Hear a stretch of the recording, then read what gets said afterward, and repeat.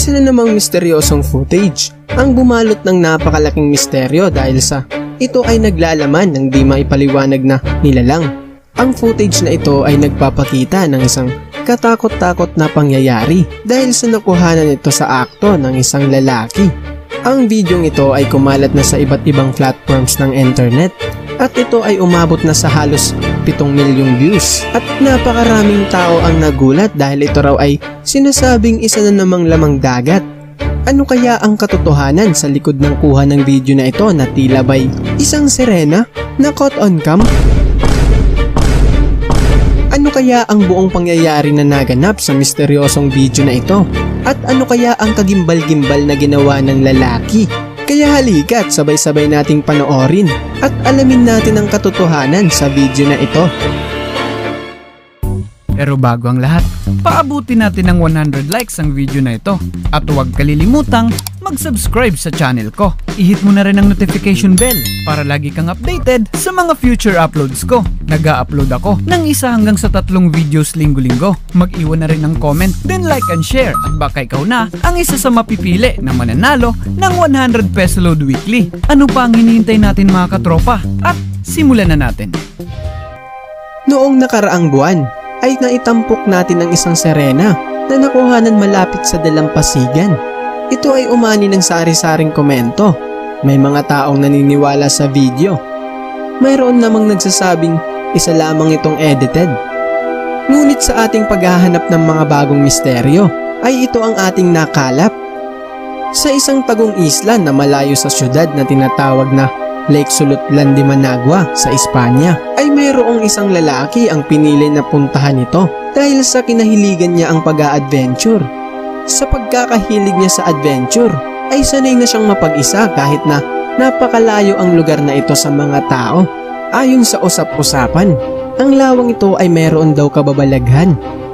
Mayroon daw ditong nagpapakitang mga misteryosong nilalang na ayon sa mga nakasaksi ay ito daw ay hugis sirena.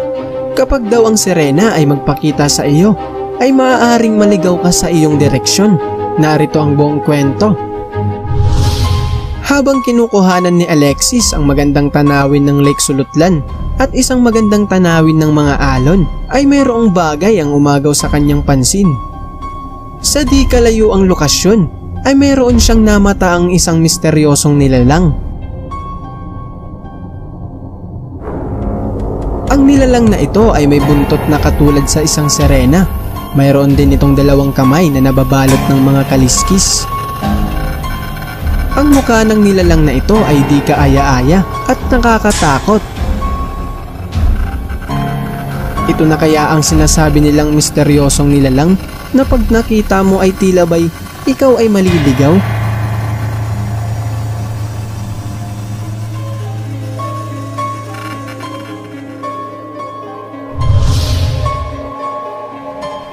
Makikita ang pagkuha ng kamera ni Alexis sa nilalang na ito.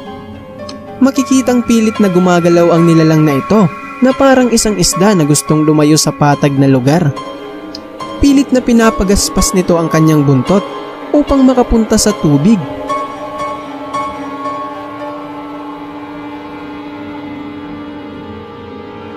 Ikaw, totoo ba para sa iyo ang footage na ito? Comment down below. Narito ang full video. Panoorin.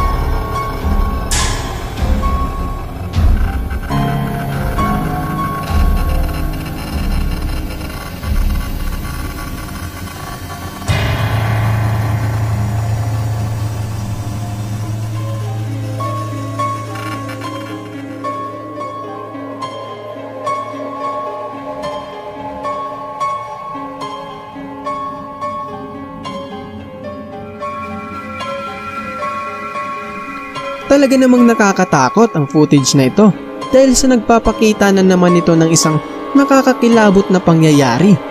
Ikaw, ano ba ang iyong opinion sa video na ito? Comment mo naman sa baba ng video na ito at i-share mo naman dyan sa comment section.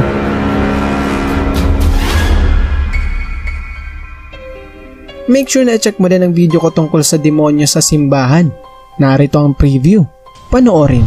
Paano pag ganitong nilalang ang iyong makita habang maliwanag pa ang sikat ng araw? Ang kakaibang pangyayaring ito ay kinabahala ng maraming tao dahil sa kakaiba nitong itsura na mistulang isang demonyo. Ang mistulang demonyong nilalang na ito ay nakakakilabot dahil sa mayroon itong dalawang pakpak at mga sungay. Maraming tao ang nagulat dahil sa inakyat pa nito ang malaking simbahan. Kaya naman kinuhanan agad ito ng video at ito nga ay kumalat sa internet at pinagkaguluhan ng maraming tao. Bakit kaya pumunta ang mistulang demonyo na ito sa tuktok ng malaking simbahan? Ano kaya ang kagulat-gulat na ginawa ng nilalang na ito na ikinatakot ng maraming tao? Saan kaya ito nangyari?